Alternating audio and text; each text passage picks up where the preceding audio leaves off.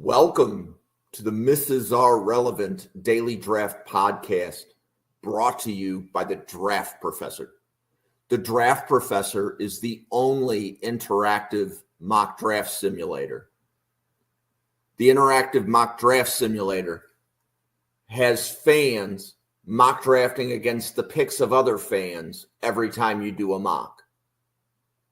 This is a first-round challenge, which has fans identify their 5 best first-round picks, and fans of the other 31 teams will be mock drafting against your preferred first-round pick.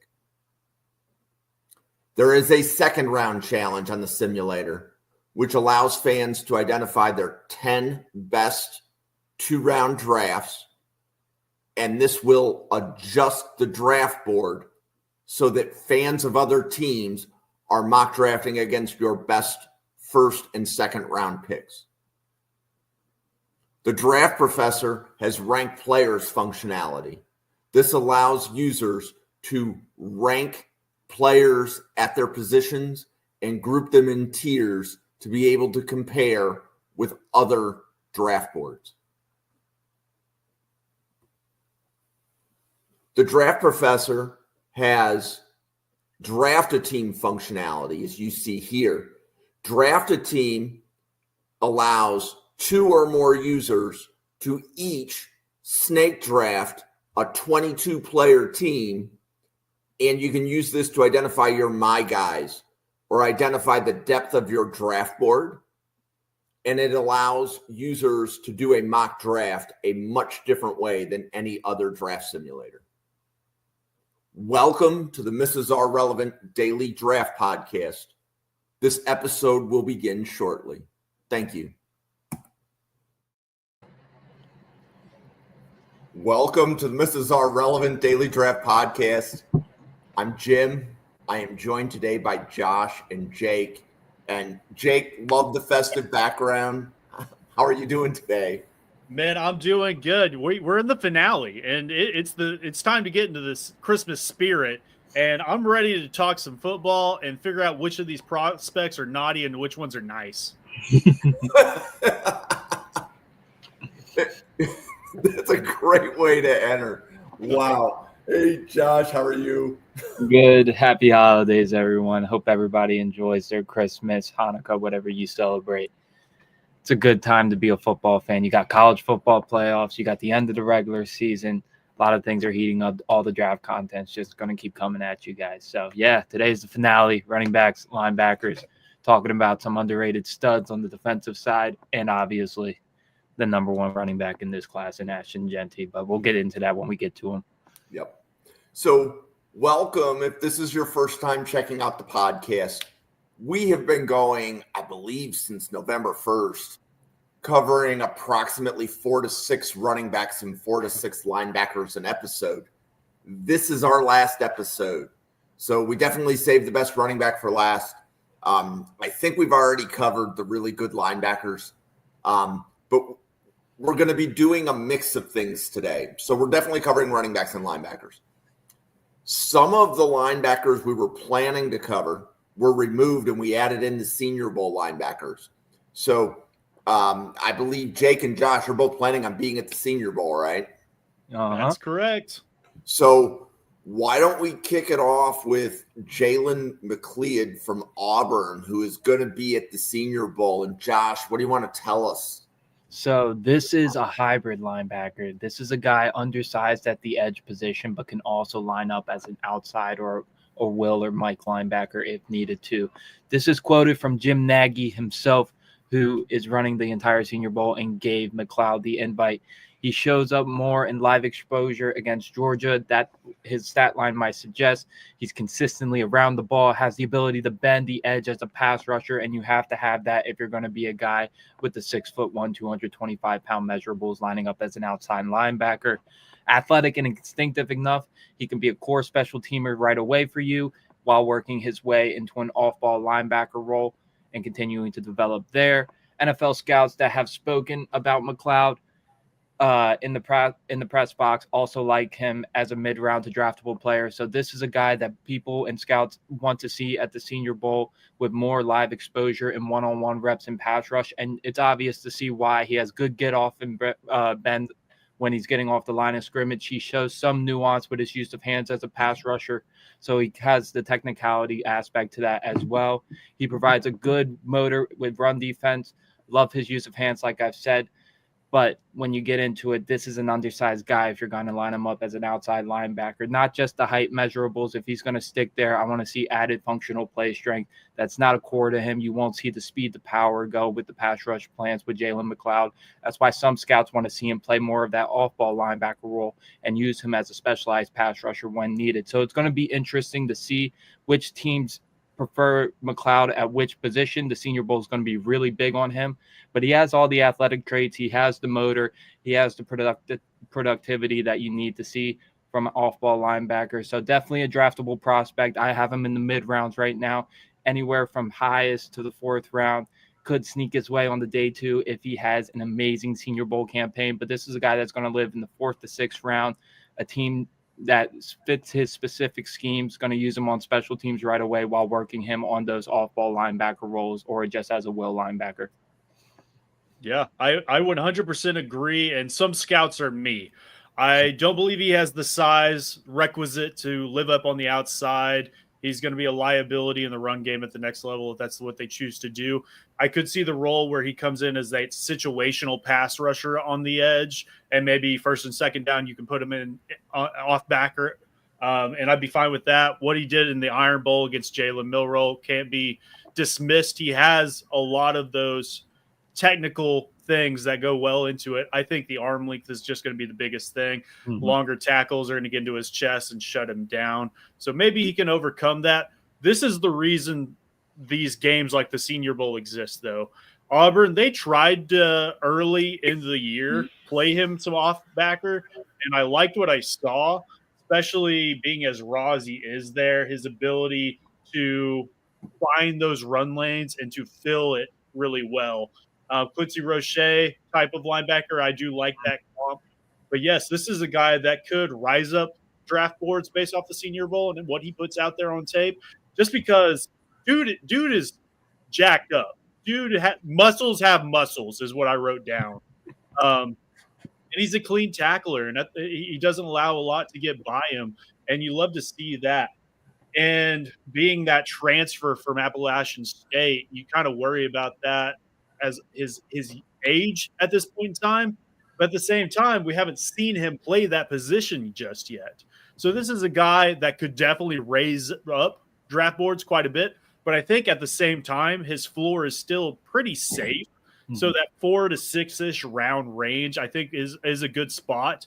But maybe this is a guy that we can talk in the upper 4th, maybe lower day 2-ish range.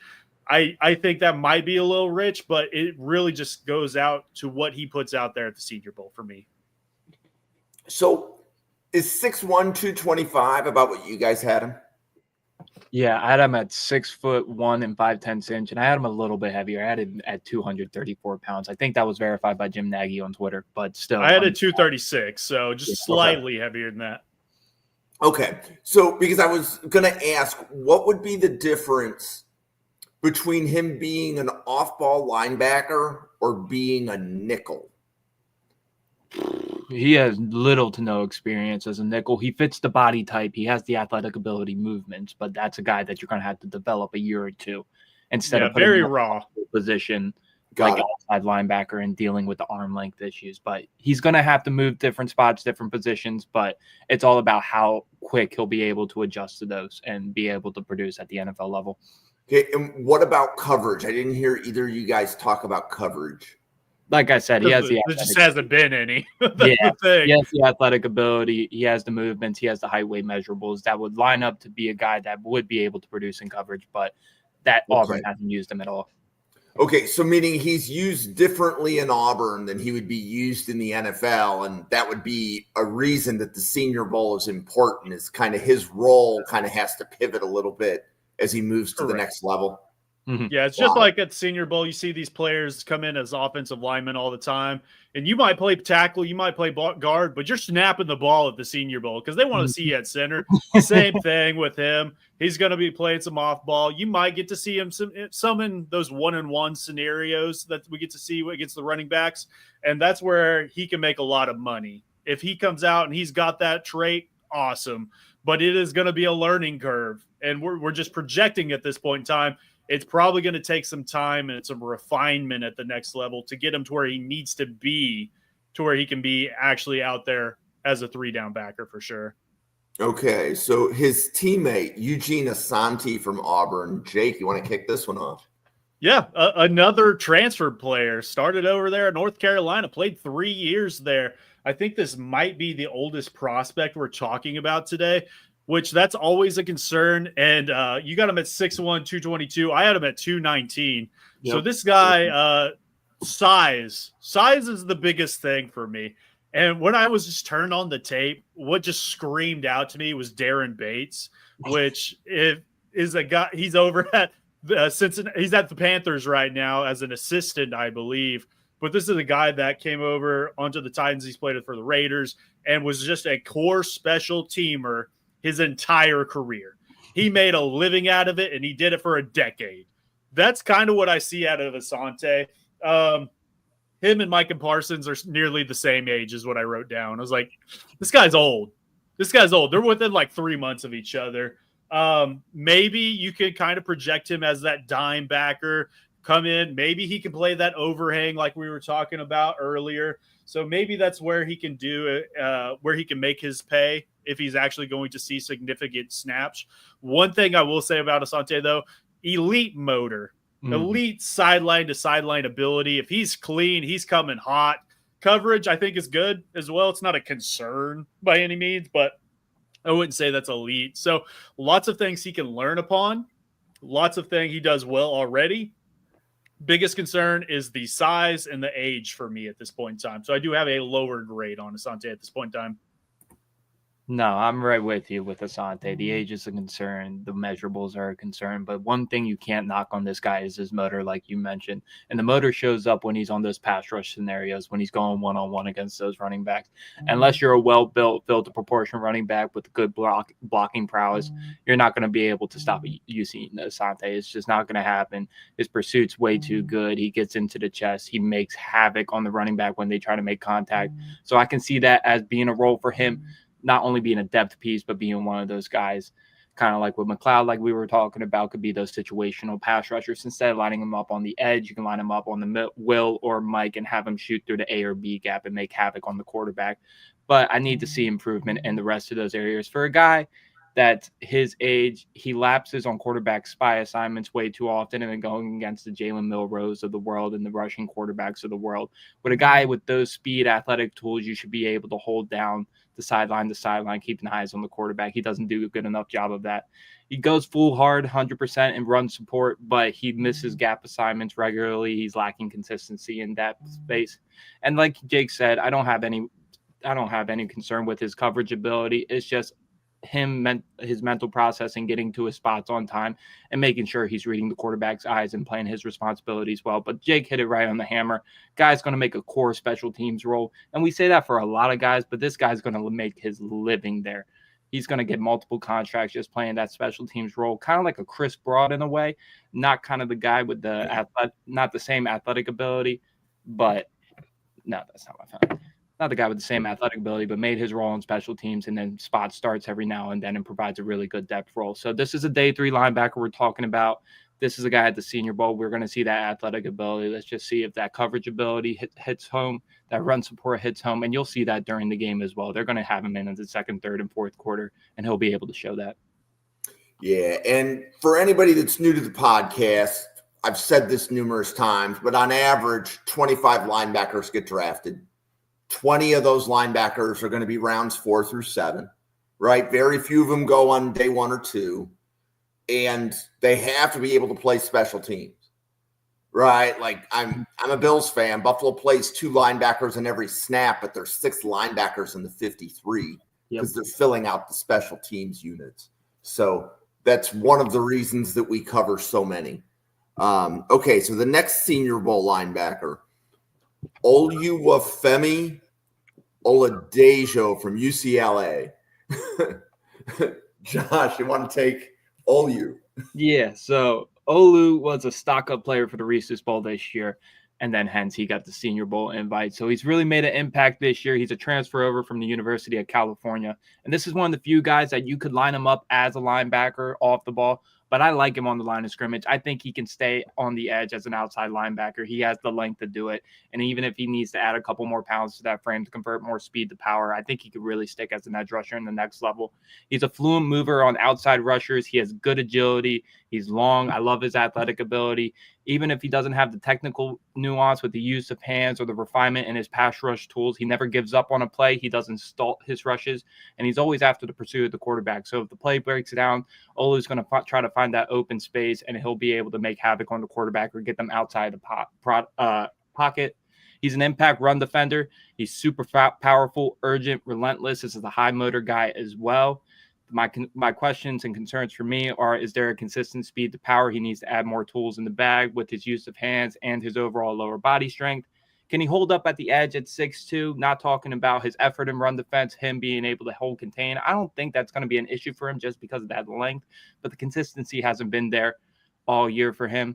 And he has the length to thrive in coverage as well as athletic ability, but he's not comfortable playing the outside off the ball right now. He's more comfortable on that edge spot. I like his length if you have to drop him into a flat or line him up off the ball, but it's obvious that that's not his comfortable suit. So we'll see at the Senior Bowl if he's able to adjust to that off-ball role, or they're just going to keep him as a sole edge rusher and he'll make his money there. So I don't know much about the versatility there, but I'm willing to bet on it because of the length and the athletic ability profile. So this is a guy that I graded higher than I thought he would. I have him stinking right around the 4th round range right now. Could slip into the 5th round, but somebody will take him by then. He has the athletic ability tools. He has the length. He has the pursuit. He has the motor. It's just being able to put the package all together. This is a guy you're going to have to develop for a couple years, but I like what he brings to the table. Yeah, I definitely agree. Interesting prospect to cover. I can't remember many prospects where I look at as a linebacker that has moved down to the edge. It's always the opposite. We've talked about a couple already that they start at the edge, don't have the requisite strength or size, and they have to kick to off backer. And OO is the opposite of that. And I actually like him at edge. And Cali boy to start. I mean, he goes from Cal to UCLA, full-on surfer dude. Gotta love it. But at this point in time, he's raw in a California role. The toolbox is absolutely empty. There's nothing in his pass rush skill set at this point in time. He has no plan. It's just go. And a lot of the times that still works, which is why he got to Drew Aller twice.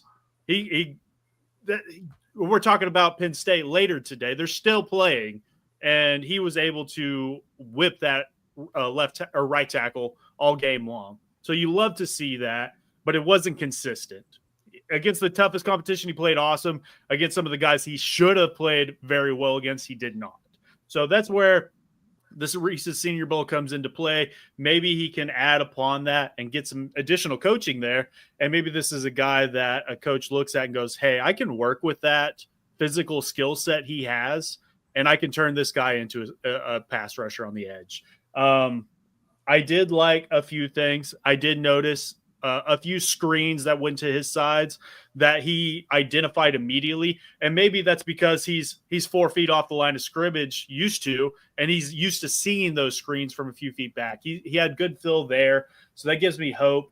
But right now, this is Bob Sack's character in The Longest Yard, the guy that broke his nose. And, well, you broke it in my nose. But he just goes out there and whips guys.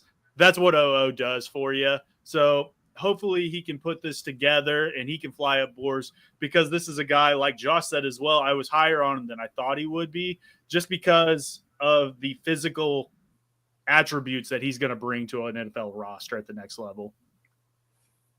Okay, and our last Senior Bowl linebacker, not our last linebacker, this is just the last linebacker we're covering that's in the Senior Bowl. Jake, you want to kick off David Walker from Central Arkansas? I would love to.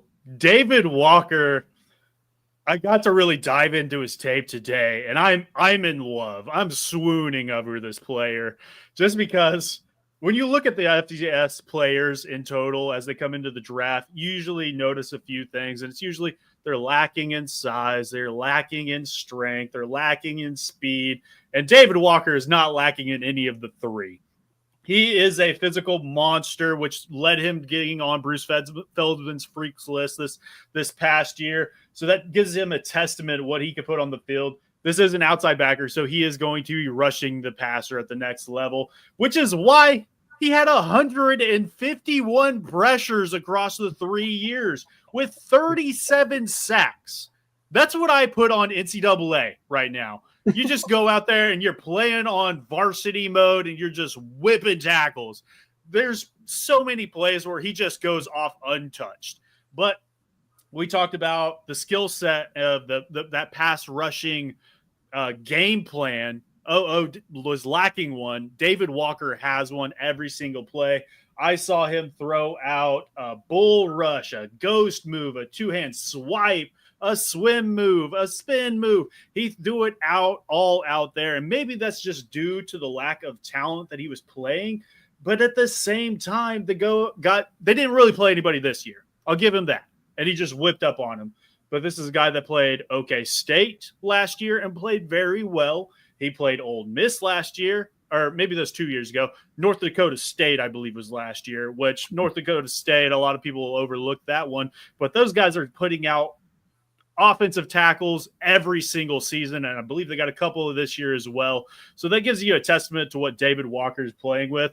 And this dude is going to be really exciting at the Senior Bowl. This is a guy that I put a 3rd round grade right now, and I could see him moving into the 2nd round potentially, just based off his physical traits that he's going to put out there and what he's just done already. I mean, the prototypical size and length and everything that he needs, he's going to have. There's going to be that transition period where he has to work up to that additional talent that'll be going in against week in and week out. But I think he's got it. This edge group, this edge class in totality is very good this year, especially in that 2nd to 3rd round range. David Walker is coming in and beating down the door to get to the front of that line right now. And I'm telling you right now, but I'm super excited for David Walker. So Josh. David Walker is a guy I could talk a half an hour on. I mean, Jake's hit on all the points. When you're talking about an FCS prospect, you're usually looking at the guy that you're going to have to develop a couple years to get them used to the NFL. David Walker is one of the few guys from the FCS that I've scouted that can make an immediate impact day one. Whether you need him to start or you need him in a rotation role, I would love him in a rotation role year one and then work his way into a starting role. I see a 10-plus year starter in the NFL with this guy. Like we talked about with Olu, no pass rush plan at all. David Walker has every arsenal in the bag when it comes to pass rush plan. And yes, there's going to be the question marks about his arm length, about the level of competition that he's played. But really, those are the only 2 things that you can knock David Walker on. He has good use of hands. He has good get off and bend. He can stick on run defense. He can cover the outside. He can chase backside runs. His play strength's there, his play speed's there, his leverage is there. He's more athletic than you would think at a guy more stockier at 6'2", 260 pounds. You love his mental processing down to down. It's a 3-down player, brings good toughness, good. I mean, every box that you're scouting, he checks off. And this is a guy from Central Arkansas. You're looking at like, am I seeing something? Am I missing something with this? Am I overhyping him? Senior Bowl is going to really solidify everything the scouts have been looking at for the past year because people are starting to get on to David Walker, but scouts have been on him for like a year plus now. They know who David Walker is. And he, in my mind, there's no way he falls out of the 4th round. I'm more bullish on him than a lot of other people. I have a 2nd round grade on him. He's in my top 50. I've tried to find ways to knock him down on my scouting report, give him a little hesitation, but I just can't find any reason to knock him down. This guy produces year after year, 4 years of production, 2 elite years of production last year and this year. There's not much more you can want. If this guy didn't have like 5 percentile arm length, this guy would be a surefire, no doubt, top 50 pick in my mind. But it's a case of scout the player, not the helmet. Let's see how he does against level of competition at the Senior Bowl, as well as his arm length. But this is, if not my favorite guy in this class that I've covered so far, top 50 player for me. Awesome. So, Josh, do you have any other FCS players in your top 50? No, not even close. So he is the highest FCS player on your board? Yes. Okay. What kind of scheme do you think he fits best in? I mean, I see the 4-3 is kind of where I'm leaning towards. The 3-4 outside linebacker, he fits that mold as well. I think he is pretty scheme versatile, but which one do you think he fits in best? I think he can hold up in a 4-3, absolutely. But I want him standing up. I want him playing that 9. I want him working the inside leverage. I want him working the outside speed. I want every arsenal in that pass rush tool to be used to work. So I would say 3-4. I think his body type fits better as a 4-3. But, I mean, this is a guy that has unlimited use of hands, good pass rush plan, can convert speed to power, spin moves, inside counters. He has it all, really. I agree. Yeah, and for those that have watched other podcasts in the channel, we have covered David Walker as an edge. So I believe it was David and Devin had him on one of the edge episodes. But I also think this isn't the only player that's happened with. Colin Oliver started with the edge group, and I believe he's in the Senior Bowl as a linebacker kind of thing. So there's a few players that fit that. Are they an edge? Are they a linebacker? But it sounds like David Walker is one of the higher rated players that fall into that. You could put him at wide receiver, and I would love him. Put him anywhere. Okay, the next linebacker, Tyler Grubbs from Tulane. So, Josh, you want to kick off Tyler Grubbs? Yeah, Tyler Grubbs, when you go over his scouting report, you're talking about a leader on and off the field, willingness, a motor. This is a guy you just want on your practice squad or on your football team, on your 53-man as a core special teamer, just because he brings that willingness all the time. I like his strength. He's well built, filled to proportion. Team leader, like I mentioned, high IQ, especially on zone plays. While he might be the most athletic guy when he's in space, he knows where to get to his spots. He knows how to get there quickly. And he knows how to pass off receivers in coverage. Right now, he projects as a depth piece and a core special teamer. My questions for him are his athletic ability limitations. I saw he was good, productive. I don't see the high ceiling there compared to a lot of these undersized linebackers that we've talked about, like a Barrett Carter, for example, comparing him. Same size, same strength, same weight profile, but Carter is way far and above a better athlete than Grubbs. So only solid for me.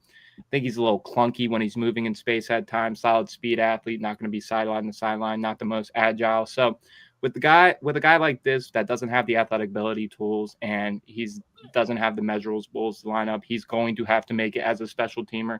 He's going to provide core depth for wherever you bring him on to, and he could spot start if you need him to. He has a high IQ and he's able to fill gaps right. It's just, what's the ceiling with Tyler Grubbs? That's my question with him. I think this is a draftable guy by far. Round 6, round 7, I'm comfortable with. Brings that willingness, brings that high IQ, guy you just want on your football team. Yeah, Grubb is an interesting prospect. I think you hit a lot of it on the head. I think the athleticism is the biggest knock for him, and that also knocks him on special teams to me as well. I think what he is going to make his living on is he's going to make a 53. He's going to be that rotational linebacker 3/4 on a roster, which serves a purpose. And I think he can do that pretty well. You mentioned the floor. One of the safest linebackers, I believe, in this class, because you know what you're getting out of him, but the ceiling is near non-existent. This is not a starter for you, I believe. I think he does a lot of things well, though. Good instincts and coverage, does get too much depth at times, I did notice, kind of trails off and then gets thrown underneath him. And he's there to make the tackle. It's just not where it needs to be. Just lacks that sideline to sideline ability that you'd like to see off an off-ball linebacker. He's going to get outrun in pursuit, and he lacks the requisite strength, I believe, to kind of mix it up into the tackle box. Mustache looks solid, though. Saw some interviews earlier today, and if the NFL does not work out for him, modeling is in his future. So he's going to be okay regardless. Transfers from LA Tech after 3 years, ends up in Tulane. And I love the Green Wave. They are some of the best fans in the world, and they come out and show out. So, yeah, I think Grubb will definitely make a roster. I think he is draftable. I'd probably put a 7th-round grade on him. And something that I think goes overlooked is he is instinctual and blitzing as well. A lot of those came off stunts and stuff like that. He acquired 29 pressures over the last 2 seasons because of that. And a lot of that goes to him being in the right place at the right time.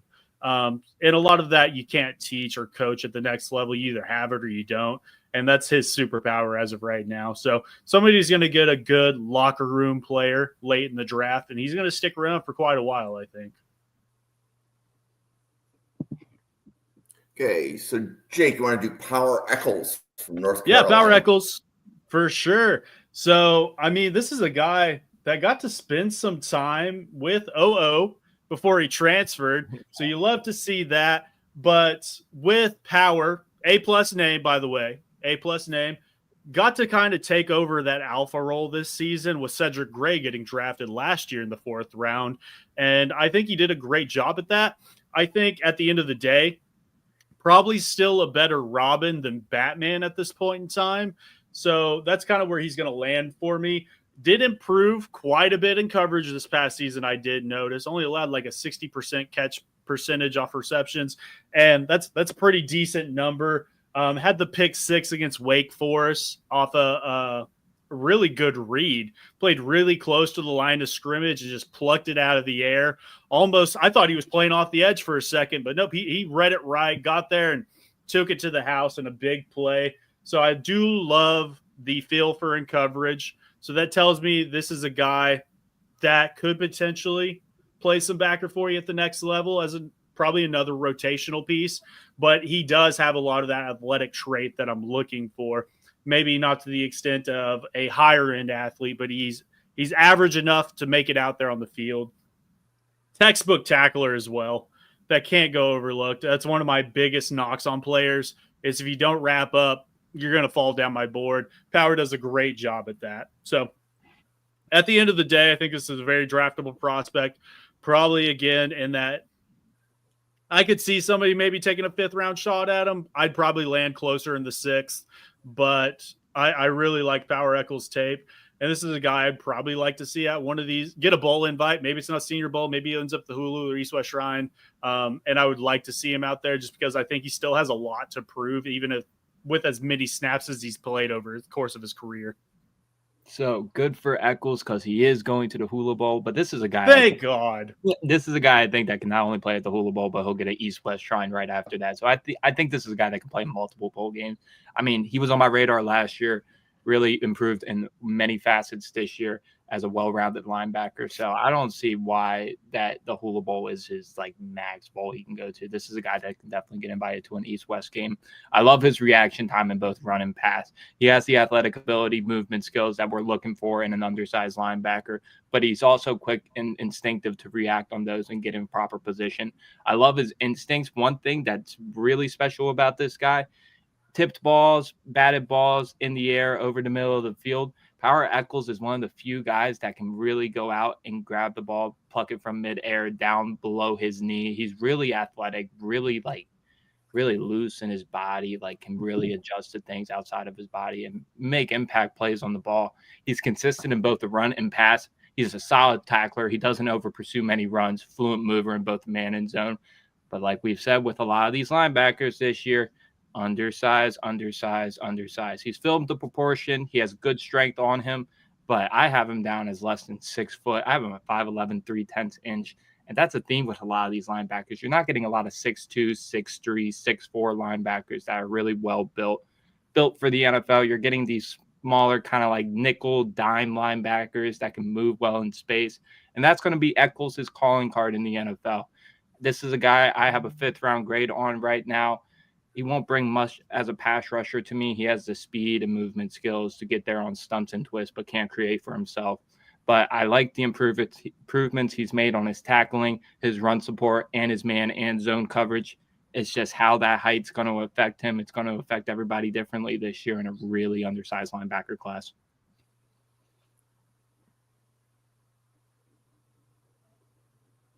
Okay. Did you guys get to Mauigoa? Do you know who that picture is? Isn't that Ray Lewis? It isn't, but it looked like him when I put the picture in. It looked like Ray Lewis.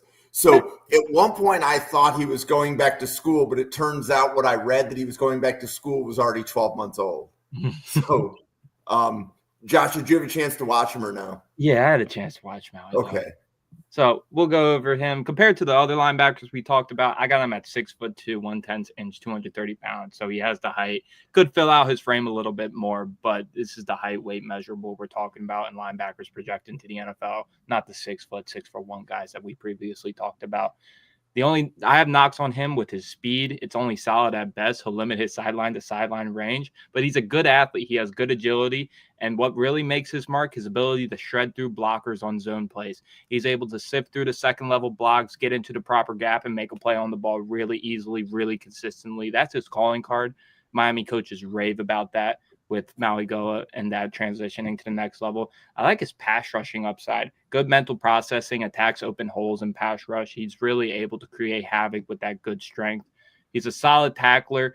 I don't like his man coverage all so much just because of that speed attribute, a little bit taller. That's the difference between a little smaller linebackers and guys like Mauigoa. If you're not the most elite athlete, most elite speed, sideline to sideline, you're going to have a little bit of trouble against those bigger tight ends, those shiftier tight ends. But those smaller center of gravity linebackers like the power Echols of the world, they'll be able to travel a little bit better, even though they don't have the height or length to guard in man coverage. So man coverage is something I want to see improved on. But sifting through zone blocks and being able to read and diagnose and run defense is what Mauigoa is one of the better ones in this draft class. So he's tied with Echols for me as the highest true linebacker, off the ball linebacker that I've graded so far. I have a 5th round grade on him as well. Brings good mental processing, a good willingness. It's just that sideline to sideline thing for me and how he's going to hold up in man coverage. Yeah, Wait, I agree with. I watched very little of him. I turned on the tape and then got that text that, hey, he's going back to school. And I was like, I'm just going to watch a little bit anyways, and fell in love. And then I turned it off because I had to get to some other prospects. But what I saw, I really liked. His ability to just stonewall opposing running backs is an enigma, because he does not allow ground. He is the juggernaut. He is a force out there. He is the bouncer throwing people out of the club. And I really liked the ability to get off blocks like Josh was mentioning. And that's the easy way to my heart as a linebacker. Coverage, not great. This is a guy that you're not utilizing in that method. You want to keep Francisco moving forward. Allow him to flow to the running back. Let him make those tackles. Allow him to deliver those blows. I think he's very instinctual, and some of the better eyes of actually identifying through traffic. And that gets overlooked with a lot of linebackers, and that can make or break a lot of them. I think Francisco does that very well. At the end of the day, the athleticism, the sideline to sideline ability might be questionable. I did like his ability to identify screens and to get into coverage and to clean up those tackles. So I did like that. But at the end of the day, this is a guy that can start for you on 1st and 2nd down. In those patching situations, you're probably pulling him off the field, and if not, maybe you blitz him and allow him to rush the passer, and maybe that's how he can transition from there. I think he could play on special teams too. I don't think that's a knock either. So this is a guy I could see rising up boards considerably. He got to stay this last year with his brother Francis, and when I see these Polynesian linebackers, I absolutely love them because they always work out. Yeah. And I think Francisco is going to be the same deal. I think we're going to talk about him 4th, 5th, 6th round. And in a year or two, we're going, man, we should have drafted him in the 2nd or the 3rd. And he's just showing out whichever team decides to draft him. So 3rd, 4th round is kind of where I put him right now, just based off that. But like I said, still haven't watched a lot of tape on him, only like half a game. So there's still probably more I need to learn about Francisco, and but what I saw, I loved. Okay, so before we transition to the running backs, if you are watching, could you give us all a Christmas present and hit that subscribe button on YouTube? Hit that like button on YouTube. That would really help us out so that more people see our content. This channel has draft content every day. So different days, different positions, different days, different people. But we have some of the best podcasters you are going to find on the planet analyzing the draft like no other. So, Jake, you want to tell everybody kind of how they can find your content and what you do when you're not a draft professor? For sure. You can always follow me at Glory Day Sports on all social media, primarily Twitter/X. We'll be talking draft and Titans content specifically. You can follow me on the Morning Glory Show live every Thursday morning, 7 Central Standard Time with me, B. Will, and Jonathan Miller as we cover all things Titans. But if you want me to have a Merry Christmas, I need you to do me a favor. I'm pulling it up right now. It looks like the YouTube channel is at 54 subscribers. I want to be at 100 by the time you guys see me next week. I need that to happen. I haven't looked at Twitter and seen it. There's 82 of you guys checking out the show right now on Twitter. I want to at least have 82 subscribers by the end of this show. Make it happen, or the Grinch has stole my Christmas tree and it's going to be ruined for another 12 months. So I need you to do that for me. But at Glory Day Sports and all social medias, and yes, all Titans.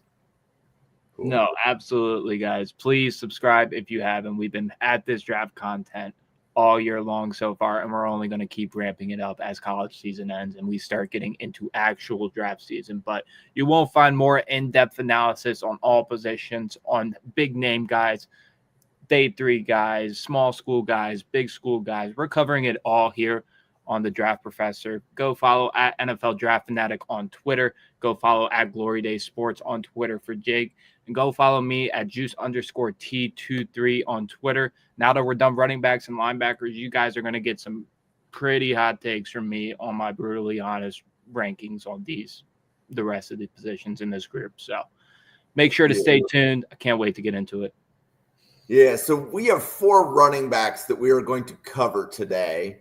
And the first one we're going to cover is Nate Noel from Missouri. So, Josh, you want to kick off Nate Noel?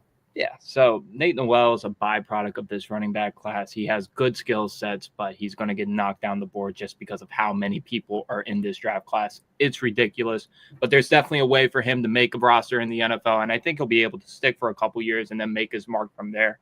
He's battled through nagging injuries this year, but he's shown that when he's healthy, he was the SEC Offensive Player of the Week in Week 4. First things you notice when you pop on the film, he's twitchy and physical. For a guy lighter in the pants, he likes to make contact first, and he likes to try to get into the defenders, and he's trying to break contact, even though that's not his calling card.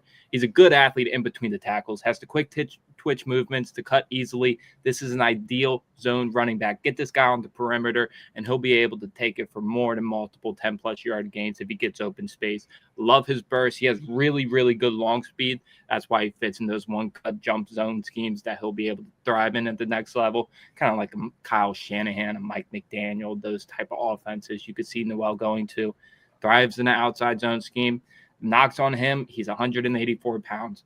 And for a running back class that has a lot of smaller guys, this guy is the lightest guy in the pans.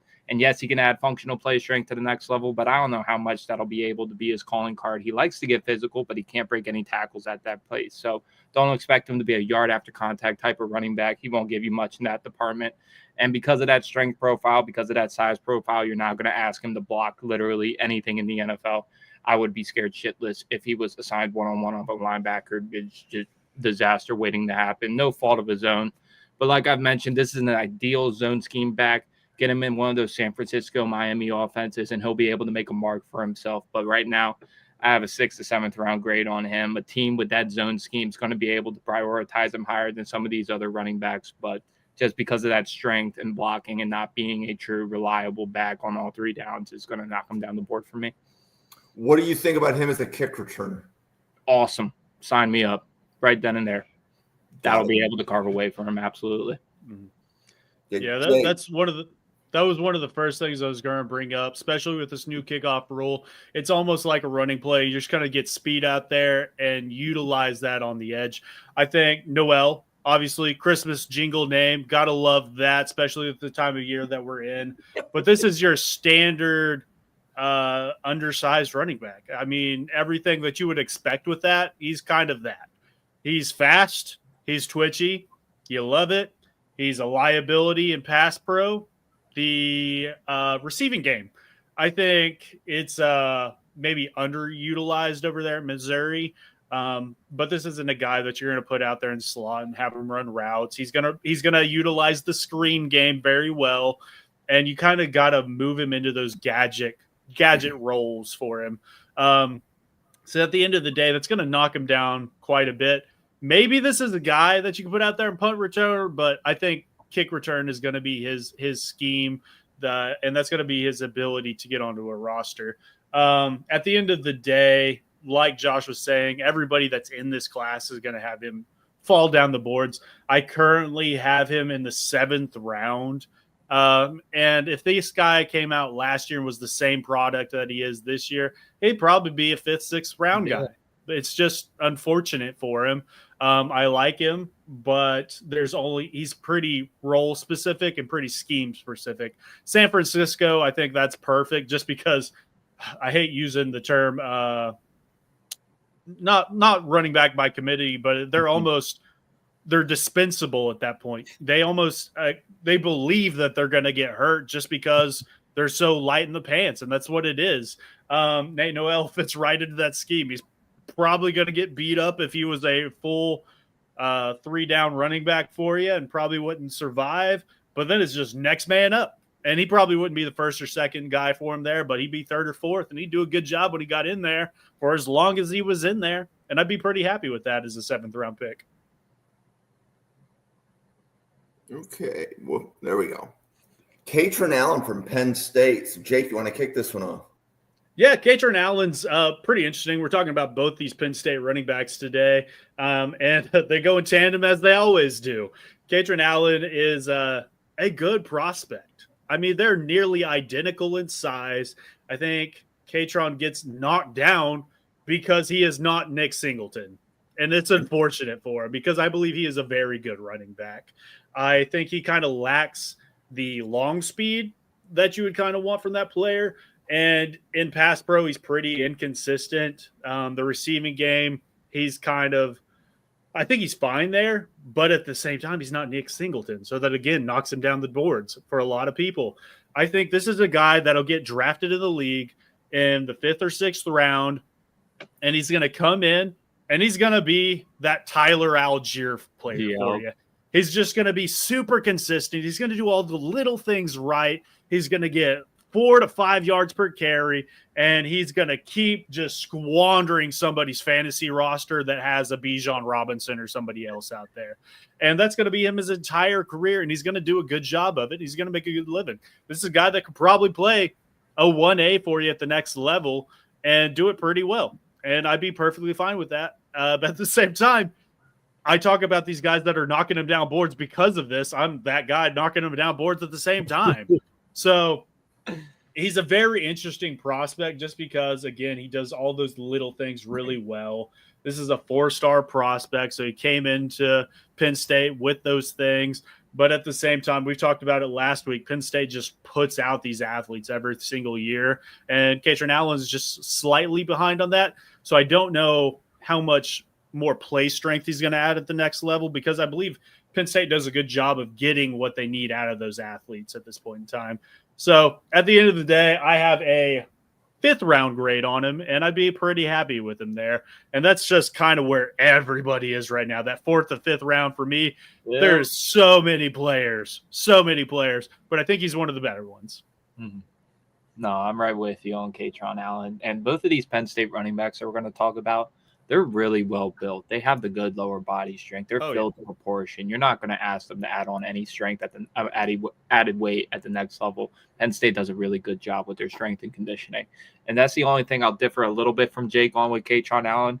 If you had to put him in pass protection, I would trust him to an extent until he shows me otherwise, just because he has that lower body strength and he can really move linebackers off the spot, especially in the NFL these days when linebackers coming at you are 230 pounds, 220 pounds instead of 250, 260. So I think he can hold up there better while having room to improve.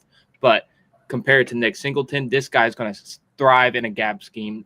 He's got solid burst, solid overall speed. So that's the thing you're knocking him on when comparing him to Nick Singleton.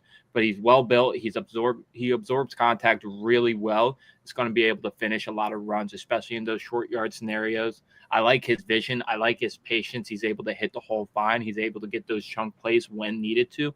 It's just he's not going to be the most agile guy in the world. He's not going to be able to break down defenders, make a guy miss in the open field. He's going to run through a person's face instead of trying to make them miss, which it's just your style of running back. Which team is going to prioritize which in this running back class?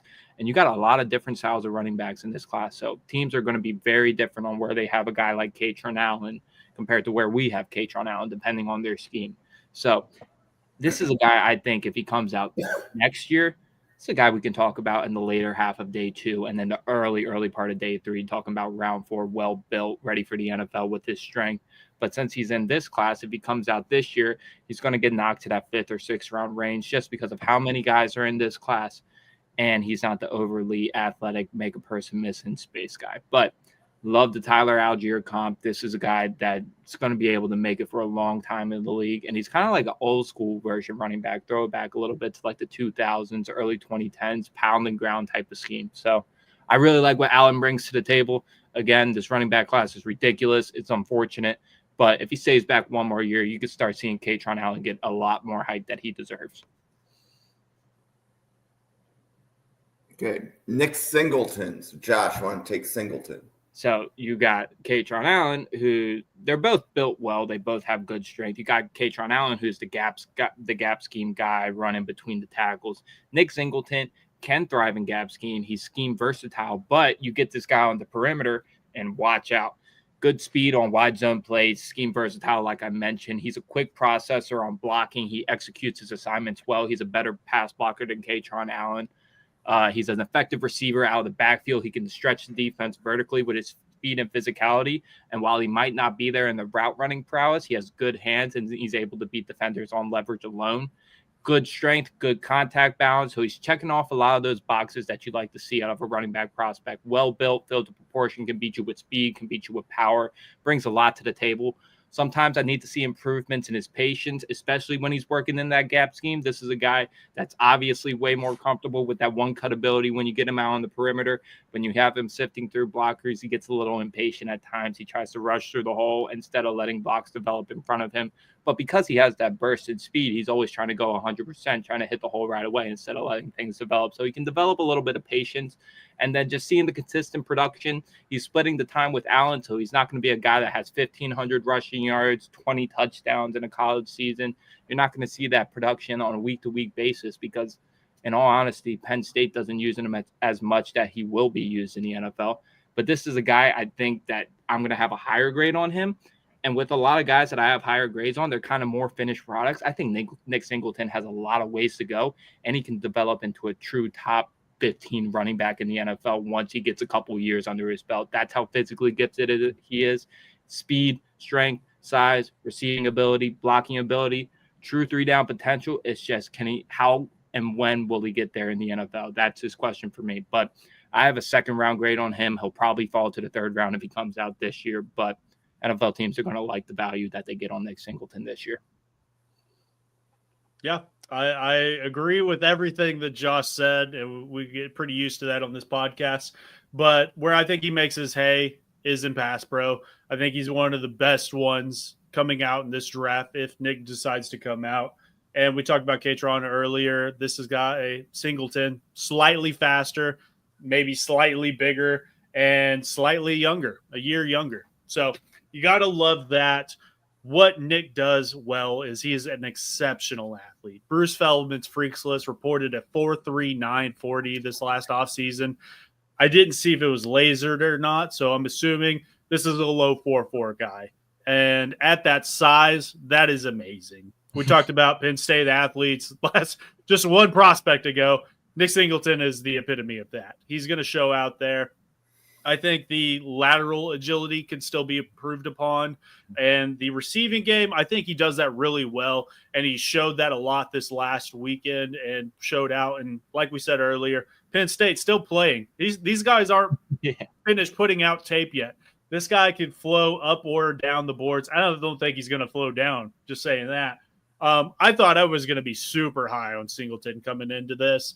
And I have a 4th round grade on him right now. And this is, again, maybe more of a testament to how I view the running back position. And I don't like spending those high capital draft picks on the running backs. And even that saying, Nick is a great prospect. Mm-hmm. I would love to see his career. And just like you were saying, this is a guy that's in a committee right now. But if he can stay healthy, this can be a 3-down back for you. And he can do it really well. When I'm looking at fantasy football next year in these dynasty rosters, Nick Singleton's going to be the guy I'm keeping an eye out on, just because I know he can come in year 1 and just show out for somebody. He could be the Bucky Irvin of this year, where he comes in as that rotational piece and then just takes that job. Yeah. And he's just going to continue to run away with that a little bit more each week. I think Nick can be that guy. So I might be too low on him right now is kind of what I see right now. But if anything, interesting prospect, and I'm excited for this next game. We're going to have playing running backs in the Boise State versus Penn State. It's just going to be amazing on a field. So we'll talk about that in a little bit. I was thinking that as I was putting the slides together, that we've got like Penn State and Boise State back to back, and they're about to play each other. You set this up like 2-3 months ago, and now we're envisioning New Year's Eve or New Year's Day when they're both playing against each other. That's going to be an awesome matchup. So Jake, sit back, boys. Yep, sit back. And man, Ashton Jeanty, this is why everybody's here. And I could come onto this podcast and just suck Ashton Jeanty off every time that I speak, but we're not going to do that today. I could say, hey, this guy's fast. He breaks tackles. He should have won the Heisman. He shouldn't have. But regardless, I want to play a little game with Josh. And I just want to know, with him coming out this year, if we're looking at some of these prospects that have come out in previous years, if you're starting a dynasty today, knowing what you know now with a lot of these already established products, who would you choose?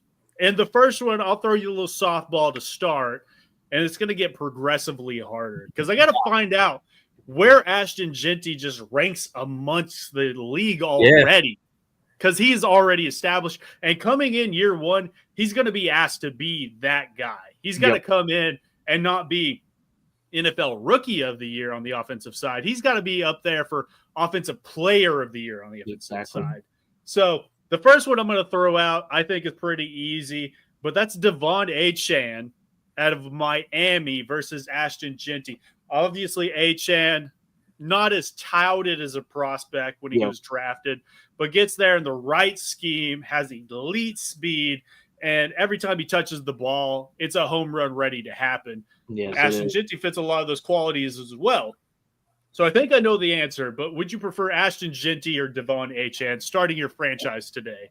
I would go Jeanty, and let me give my flowers to Achane, because not only has he made those improvements as an overall runner, but you see the receiving prowess. This is a guy that's racking in, 70, 80 catches this year, on track to be one of the most touted running back receivers in the past 5 years. So Achane is an amazing floor for fantasy.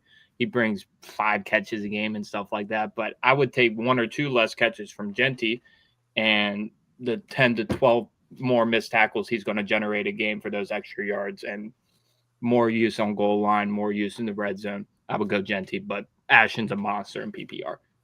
100% agree, and I think everybody with the right mind would as well. The next 3 get a little bit harder. And then next one we're going to talk about was maybe the last, bell of the ball at the running back position. We didn't really have one last season. And we talked about Tyler Algier earlier in the show, and that is Bijan Robinson. Maybe not lived up to the hype just as of yet, but this is the guy that coming out touted as that top 10 pick ends up at Atlanta with Arthur Smith, and now he's actually starting to put it together a little bit more this season, just based off the intangibles and the athletic traits that Bijan has and brings to the table with that age as well. Would you prefer Bijan Robinson or Ashton Jeanty? I would prefer Bijan on one condition. I want to see what this offense looks like with Michael Penix, and not against the New York Giants. Let's be honest. That was a gimmick game. That was just him getting comfortable. I want to see him, how much carries he's going to get with Algier in comparison with Penix at the quarterback, how much they're going to rely on that running game. Because I think with Penix on that offense now, they're going to rely more on that play action, bootleg, actually being able to have a quarterback move around in the pocket. And I think Robinson's receiving numbers are going to be able to go up. And this Robinson's a guy that's well built, filled to proportion, and he's 95% of the athlete Jeanty is. So just very, very close to one another. If we're starting to see more of a 50-50 split like we were with Bijan and Algier when Bijan first got into the league, I'm taking Jeanty, but give me 2 more weeks of Michael Penix and I'll get back to you. Yeah, so question on that, because when Bijan came out 2 years ago, there was a lot of discussion of you can put Bijan out wide, you could put him in the backfield, you could really use him along the offensive formation. Is that the same way you would use Jeanty? Or is Jeanty defined by being in the backfield on 90 to 100% of his snaps? I'll say he can do it, and he's shown at times to be effective when he's lining up as a wide receiver, as a slot. You can get him involved in those games on those short passes. But with that height and how good of a runner he is, I would want him in the backfield more. Bijan's a guy that he might not have the elite vision at times, but he can make up for it on all 3 downs because he's more of a nuanced receiver in that aspect. I think when you talk about any of these running backs with this ability that they have with the football in their hands, you're trying to do just that. Just get the football in their hands and let them work. And we talk about receivers. I have 2 more guys we're going to talk about real quick. And we talk about receiving. I think this is where this guy kind of comes into play. And he might be playing on the best football team in the NFL right now, plays a great, but behind maybe the best offensive line too. And that kind of comes into play, but also isn't a true number 1 running back. He's the 1A to probably the 1B. And with the injury right now, he's trying to prove that he is the number 1. And that's Jahmyr Gibbs out of Detroit. I think this is a guy that athleticism wise, very comparable to Ashton Jeanty, if not slightly better. But I think what Jeanty brings to the table is slightly different as well. So if you're starting your franchise today, they're on the board the same. You got your linebacker, you got your quarterback, your left tackle, and you go, hey, we need a running back for this team. And they're both sitting there. Who are you taking? Ashton Jeanty. That's where I draw the line. Those 2, Robinson and Jahmyr Gibbs, both came out in the same draft class. And Jahmyr Gibbs has by far blown away my expectations. I was a little bit lower on him coming out, and he's proved me absolutely wrong. And we're starting to see him taking that bell cow role with David Montgomery out, and he's more than effective. And he's going to be a better receiver, like we've talked about with Jeanty. But I think Jeanty's vision is that much better. I think he's really comparable as an athlete to Jahmyr Gibbs compared to like a Bijan Robinson, just because Bijan has that strength profile along with him. Except Jahmyr Gibbs is more of like a skinnier, try to weave in between people. He can run over people, but that's not his calling card. But I would take 85% of the receiving game in Jeanty and give me that yard after contact and that vision in the second level compared to Jahmyr Gibbs. Yeah, I think Bijan has the traditional strength, and Jahmyr almost offers that sneaky strength where you think he's setting you up to go around you, and then he just goes through you, and you're caught off guard, and he just runs you over. Coming into this show, I talked myself out in that spiel. I'm going Jahmyr over Ashton, and I talked myself out of it. I would go Ashton right now. And then that brings me to the final one, which I think everybody here watching the show knows where I'm going with this. And it's the guy that's trying to set records right now. And that's Saquon Barkley out of Philadelphia. Maybe out of running backs that I have ever covered, Saquon was the highest I've ever regarded to this point. Agreed. Saquon coming out of Penn State, elite athleticism, set the combine on fire and left it in his wake, ends up in New York and sets New York on fire, becomes the offense, and he was Thanos. He was inevitable. You were just waiting for him to break that long run. He might have 20 runs that look just traditional 4 to 5-ish yards, might get shut down, and then he breaks 12 tackles and he's celebrating in the end zone. And Ashton Jeanty is the closest to that I've ever seen since then. So this one is tough for me. But would you draft Saquon Barkley right now, best running back in the NFL, or Ashton Jeanty, the best running back in college? I would go Saquon. But let's just put this into perspective to all of you that's watching out there. We're comparing a Boise State 5'9", 215-pound running back to the top 5 running backs in the NFL, arguably right now. This is what we're talking about, his floor. And Saquon is legitimately in his prime right now. So we're talking about a prime, on track to be Hall of Famer Saquon Barkley compared to Ashton Jeanty. That's how much respect Jeanty has earned this year. And Jeanty wasn't a guy that was a unanimous RB1 coming into this year. He had his fumbling issues. People questioned his functional play strength. Week 1, he shut everybody up. And then week 2, when he played Oregon, he really shut everybody up. We're talking about a guy that's the top 10 running back. You put him in the league right now. This is the type of prospect. What type of prospect that I had to adjust my running back grading scale on, so this guy wasn't 30 points ahead of Travis Hunter in my grading scale just because he's a running back. He's not only good in almost every facet of the game, he can nitpick on some little stuff, but he's very good to elite in multiple facets of the game. And that's the floor you're getting right away. And God knows what it's going to be 2 to 3 years once he gets comfortable in an NFL team. And that was the whole point of this exercise, is just a perspective. We're not talking about a top player in this draft. We're talking about potentially the top player at his position in the NFL in year 1. In year 1. This is a guy that's going to be 101 on a lot of fantasy drafts next season. It's going to be him and Saquon, and people are going to be picking amongst the two of them in those redrafts. And in Dynasty, throw those rankings at the window, because it's 101, regardless if it's super QB, whatever. If you're starting 3 QBs, Ashton Jeanty is the 101, regardless of whatever your format is. Throw him out the window. Ashton Jeanty is that good. What he offers to the table is just elite across the board. Pass pro, he's got it. He's elite. Breaking tackles, it's second level. He's in the hundreds at this point, if I remember correctly, and he's continuing. He's not done. He's going to put Penn State in a blender. I don't know if they win that game just because there's nobody around him, but he's going to put that team on his back, and he's going to try to keep it competitive, and I think he has the ability to do that, and he has the ability to just take over games, not only in his next one, but at the NFL level. So, Ashton Jeanty, if you're a Cowboy, God bless you and Jerry Jones, and we just hope you survive that. But at the end of the day, don't mess him up. And I don't think you can. So, Jake, you kind of inspired a series of questions in me. So, first of all, putting you on the spot. So, Jake, if he is the Titans pick in the top 10 of the draft, I would hate it. And I'll tell you that. But that's only because of where we will be drafting. We might be in the top 3, and that means I might not have to watch another season of Mason Rudolph and Will Levis. So that definitely piques my interest. And just with Tony Pollard playing as well as he did this season to Tajay Spears, that's something that they're not needing at this point in time. Okay. There's so many other premium positions that they could go, but it would be fun. It'd be real fun. I don't know how many games they win, and I don't know how many carries he would get. Yeah.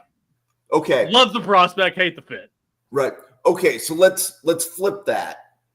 And this is a team building question specific to Ashton Jeanty. Is there a team that could draft him, or if he's on the team, they're a playoff team, even though we don't think they're going to make the playoffs this year? If he's on the team, they're a playoff team. And I have the standings up in front of me, but do we think do we think like he turns Cleveland into a playoff team? I don't know about Cleveland, but I'll say Cincinnati right now. I can see Cincinnati is a cop-out answer just because of everything that they have. Yeah. You can't pay T. Higgins, so they're going to be missing a wide receiver too going into next season. Armarius Mims another year in that system, allowing him to develop. I mean, that's a slam dunk. I'm just kind of looking at teams off the top of my head. He doesn't make the Cardinals a playoff team. I mean, the Cardinals already have a good running attack. Yeah. The Cardinals are not a playoff team, but they would be drafting in the range where I think drafting a running back in the first round value is appropriate. I got one for you, and that's the LA Rams. Whoa. The Rams would be very good. I know Kyron Williams is playing very well this season, but Kyron is not Ashton Jeanty. And we're looking at Todd Gurley juiced up on steroids, 2.0, destroyer of worlds, Ashton Jeanty. They would take over the NFL and get another Super Bowl. That's not talking playoffs. We're talking about Super Bowl contender if he was to fall to them. The Rams are already a playoff team. That's what this year I don't believe they are. They're first place in their division. Oh, it's because San Fran sucks this year. Yes, San Fran's an easy cop-out answer as well, even though they got Christian McCaffrey. That's what I was saying with Cincinnati, though. Like, not even just elevate them to a playoff team. I'm talking about get them back to where they were in 2022. Jeanty could be that missing piece. Well, right. And same question for the Bears. The Bears are last place in their division. Does Jeanty turn the Bears into a playoff team? Maybe. I think he could just because of everything else that they have growing there. Yes. I know the Chargers are on the bubble right now. Obviously, Ashton Jeanty is an improvement over Gus Edwards and J.K. Dobbins. Of course. I think that is an easy one that I think Harbaugh would get behind as well. I think there's still a lot of missing pieces on that offense, but putting Jeanty and everything they have in that organization, I think they can nurture that and take them to that next level. I know they're close and they're still in the race this year, but we're talking next step up. One fun hypothetical that could be for this conversation. Could there be a world where the New York Giants say, F it, we're going best player on our board, Ashton Jeanty, and then we're going to trade back in the first round and grab a guy like Jalen Milroe? Could that be a team that would be so fun? That'd be so fun to watch. New York is interesting because this is the team that drafted Saquon. Yeah. They've proven that they're not afraid to do it. I feel like they're drafting 2 as of right now. Yeah. So they're way up there, but we still got 2 more weeks to play. They could eke out a win somewhere. I don't remember exactly who they play.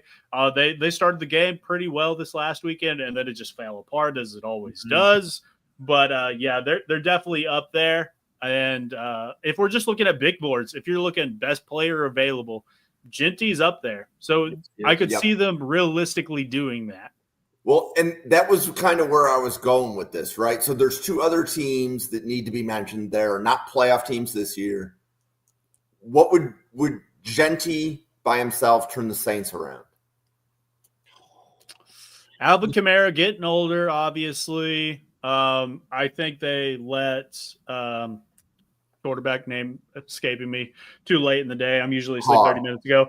Yes, Derek Carr is, I think, out the door, and I definitely fear that's a guy that could end up in Tennessee, and I would hate everything about that. But I think they do probably move on from him this next season, and Kamara getting up there in age, I think he's still shown that he's got some wiggle left in him. The Saints are such an interesting team just because they have been lacking in capital and draft position for so long now. They're just depleted. So it'd be very I personally wouldn't go that direction just because I think they're lacking at so many other areas of premium need. To take a running back that high would go against everything that I see, but it could make sense as of, hey, 1 more year. Let's tighten all the loose ends. We're going to make 1 more push, and we're going to tax that credit card. You're building to something, and yes, I'm going to put a pin in that comment, Jake, because I think part of what you just said is going to resonate. But the last non-playoff team that we should talk about is Dallas. So if Jeanty's on Dallas, do they make the playoffs? Honestly, yes. They should, but they're, again, Dallas. Yes. So they probably would not. Yes. Dak, if he comes in, he's healthy, plays great. CeeDee Lamb, awesome. And I think that's why so many people are going to mock Jeanty to Dallas, just because of Jerry Jones and everything that they have going on there.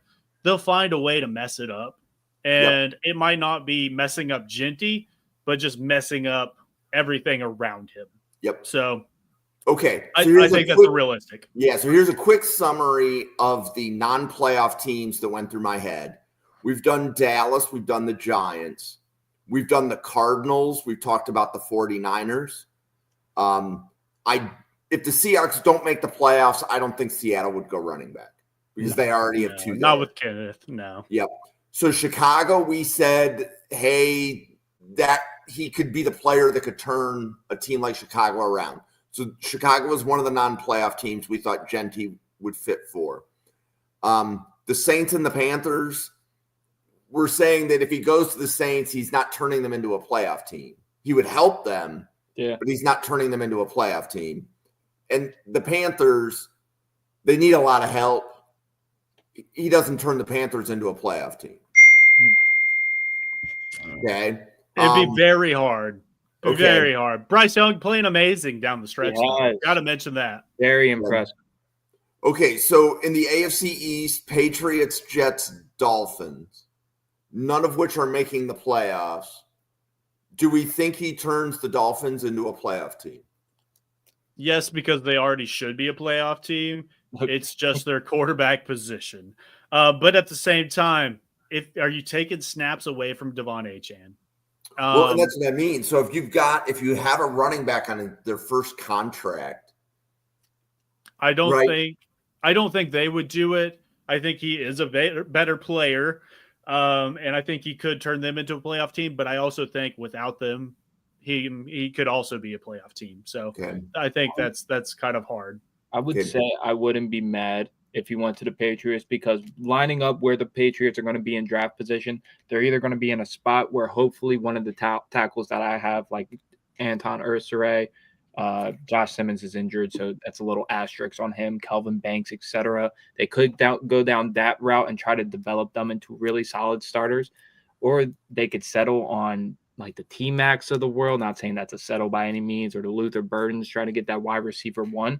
But why not try to attack those positions on day 2 and get a surefire difference maker on offense to take the stress away from Drake May? That could really open up a lot of things for that offense, and then draft for the offensive tackle needs in the second round and get those receivers you need in round 3 and via free agency. Yeah. That one's very interesting to me, just because obviously they got Ramondre Stevenson, Oklahoma boy, love him, but he's not Ashton Jeanty. And that one leads me to look at, you got to build around Drake May. That's what your goal for this next year has got to be. Find him some help on the offensive line. Find him somebody that can catch the football. Maybe if Teterow or Luther Burden are off the board, maybe that's a guy that you turn and go, you know what?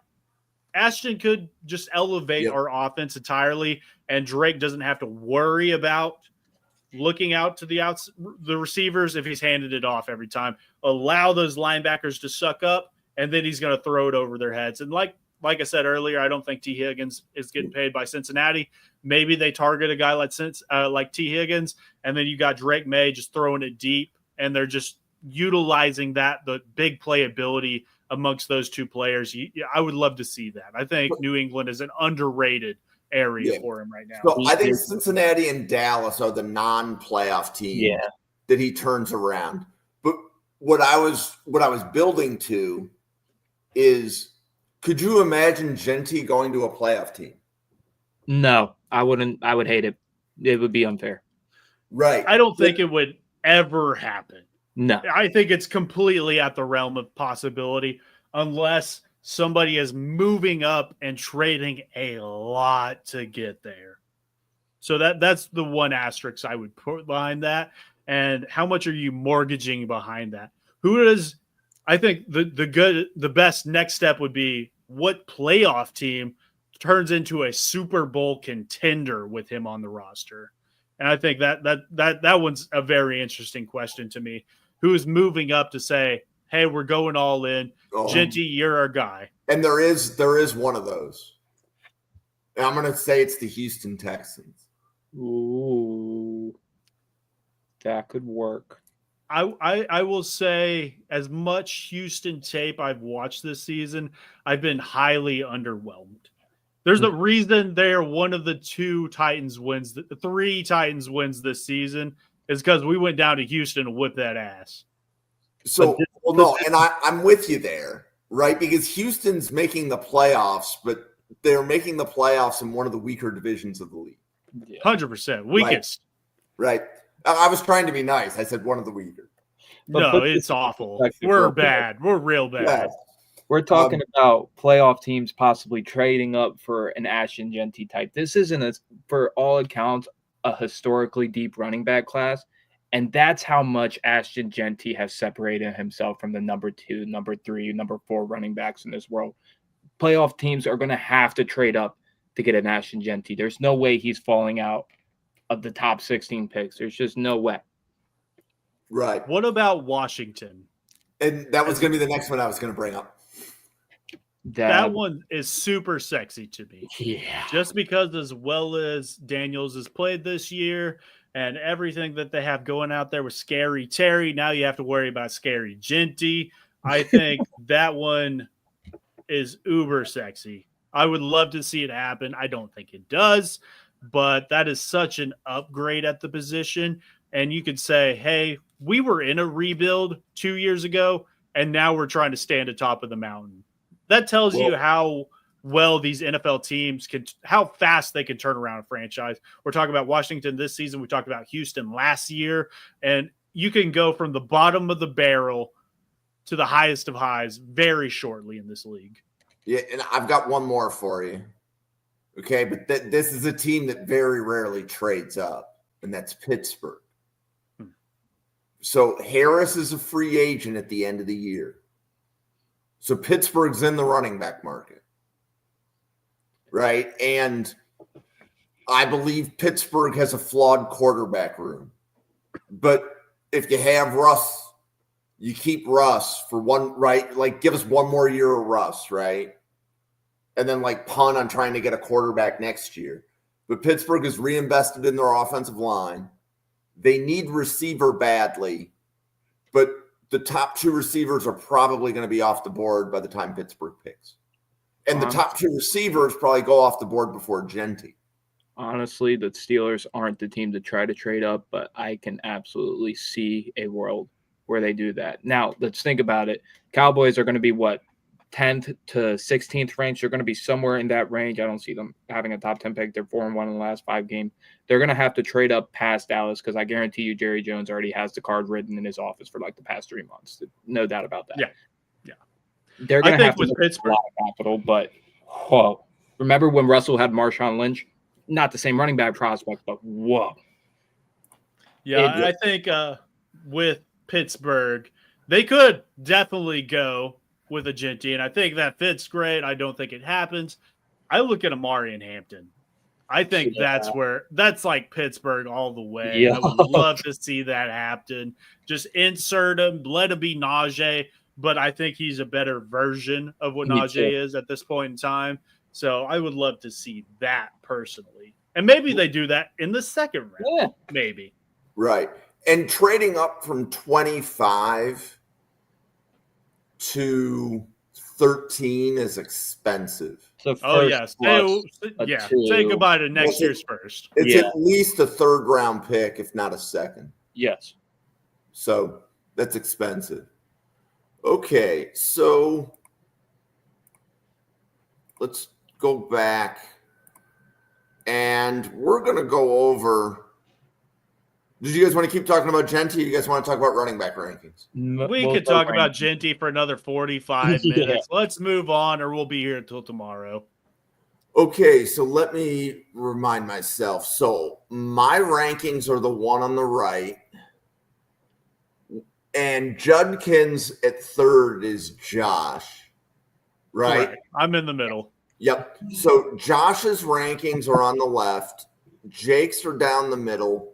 Mine are to the right. So the player that seems to be in common, you should look at, I believe, DJ Giddens, Taj Brooks, and Devin Neal. So those are generally what I would say consensus top 10 running backs that aren't the big three. Mm-hmm. So meaning the big three would be Jeanty, Hampton, Caleb Johnson. Mm-hmm. And while they may not be everybody's top three, they're going to be probably in everybody's top five. Correct. 100%. So, Jake, you had RJ Harvey as running back 3? Yes, I did. And I was very surprised by that. And I don't think I was actually on the RJ Harvey show. I think that was the week I missed. Yeah. But RJ Harvey, I talked about it 2 months ago when we did our first ever running back and linebacker show. I said the most important trait that I look for in a running back is how well you run the fucking football. And RJ Harvey does that at an elite level, in my opinion. His ability to just find the open lane and to strike that hole and get through fast and furious. I don't care that his pass pro is slightly lackluster. I think he can hold up there, but I think he does need to improve upon that.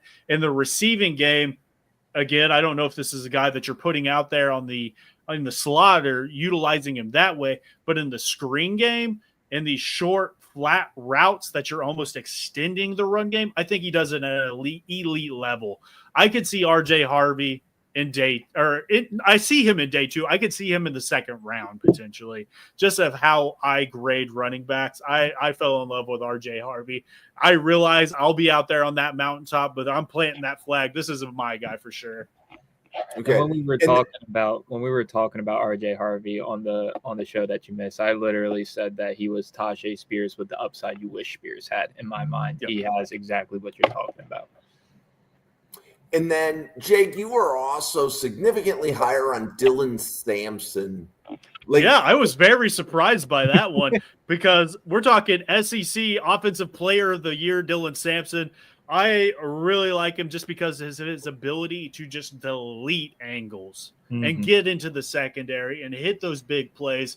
I think the biggest knock that I think everybody has had on him is the fumbles. And we talked about it in the show. I think that's something that can be cleaned up at the next level. But at the end of the day, I think this is a guy that's going to come into an offense in day 1 and probably take over that role. And he's going to do it at a very, very good level. Again, I think this is a guy I had a 3rd round grade on Dylan Sampson. So late day 2, I'm perfectly fine with that. And then we just get into the smorgasbord of these running backs to me. Yep. And then, Josh, you want to talk about Quinshon Judkins. You've been on – I know he's been one of your guys for a while. So it's obvious that him transferring to Ohio State, yes, has led to more wins and more success, but not really ideal for his draft stock. But for me, I go back to his usage as a freshman and as a sophomore, him staying healthy throughout that and still showing that and a little bit more at Ohio State. I think this is a throwback running back like we've kind of talked about with some of these other running backs, but he's more agile in space. He brings that really good toughness you like to see in between the tackles and outside of the space. Some people knock his long speed. I think it's perfectly fine for the NFL level. It's not going to be a deterrent for him. This is a guy that you can get involved in the receiving game on dump down screens, and you can have him line up as a route runner as well. I trust him in pass blocking, and this is one of the more physical backs in this draft class for a guy that doesn't have the strength profile for me. So I really do see a 3-down back with Judkins, and I understand that Travion Henderson has the more speed, agility aspect to his game. But Judkins has about 85% of that and all the yards after contact, which I value really heavily on my draft boards. So little prospect fatigue, in my opinion, with Quinshon Judkins, but don't get it twisted. This guy is going to be really productive in the NFL. I think that's exactly it, is prospect fatigue. And if this is the guy that stuck around another year at Ole Miss, I mean, I had him as RB3 very late into this process, but every time I go back to it, I go, Trevion is outperforming him, and it doesn't make sense to me. So those are the only reason he did get knocked off my board slightly. I still highly regard him, but dude was right there in that Amarian Hampton, Ashton Jeanty role for me, and it just slightly fatigued as we went down this process. That's where I'm at right now. So I think he could be very good. You can kind of compare it to like what Colston Loveland's gone through this year with Michigan's quarterback situation. Quinshon transferring the Chip Kelly system. Let's be honest, Chip Kelly runs a very old school approach offense, especially with the college game. His scheme is very specific, and if your skill set doesn't fit it, someone like a Travion Henderson, which has that speed and agility and burst to the outside compared to Judkins, is going to thrive more in that scheme. But get him in an offense kind of like where he was with Lane Kiffin and Ole Miss that really truly showcase what he can do on a football field. It's kind of like the same thing with Colston Loveland for me, him with his quarterback situation, him having no chance to catch anything really this year. Jim, I just got to say real quick that we've come to the point in our lives where Chip Kelly is old school. I remember watching him coming up with Marcus Mariota, and he was revolutionary in his ideas and completely out of the box. And now we're to the point where he's just standard. Well, and that just blew my mind. We're old school enough that I've dropped Rob Riddick's name on this podcast. So, and I think there's probably a couple of other names, and I don't know for a fact if both are Senior Bowl, but Devin Neal and Cam Scatabo, they're both Senior Bowl, right? I know Scatabo is. I would believe. Yeah, I don't believe Neal is off the top of my head, but Scatabo definitely is. Okay. So if you haven't watched the Scatabo episode, Jake had me rolling with his take on Scatabo, like right out of the gate. So it's worth going back and watching the clip, and I have to learn how to cut up the video so we can post it to Twitter. But I think if you are new to the draft cycle, so if you haven't watched a lot of draft, you're going to want to get familiar with Scatabo's name because everybody's already talking about him. Yeah. Right. I was at the gym. I see him mock to Denver. I see him mock to Buffalo. Yes. Everybody's mocking Scatabo to their team. So you want to become familiar with the player. Definitely a legit running back. And then our very first episode, we covered Devin Neal. And Josh, at that point, you had said, I remembered your take. You're like, that was somebody that you hadn't seen yet, even though your board was moderately built. And you were like, yeah, 3rd round grade right out of podcast 1. Yeah, this is a guy I can't get out of my head. Remember Miles Sanders, prime Philadelphia year before he got that contract with Carolina? That's what I see Devin Neal's floor being at the NFL. I think this running back class, if it wasn't as top heavy and just overall just have as many prospects as it was, Devin Neal would be talked about in that top 5 range. Put him in last year's running back class, he's talked about in that top 5 range. No doubt about it for me. And Brashad Smith from SMU was the wide receiver that converted to a running back, right? Yes. Yep. So he's, generally speaking, he's right around top 15. Yes. So, again, I think he has an all-star game. I believe I did see that. Yes. Yeah. I believe it came through this week. Yeah. So while he's a different running back than Tyrone Tracy is a wide receiver converted running back. Yes. Rashard Smith is a wide receiver converted running back, but their bodies aren't anything the same type thing. But those are maybe some player names. And then we could go to the next page and you can see we each have approximately, 24 or 25.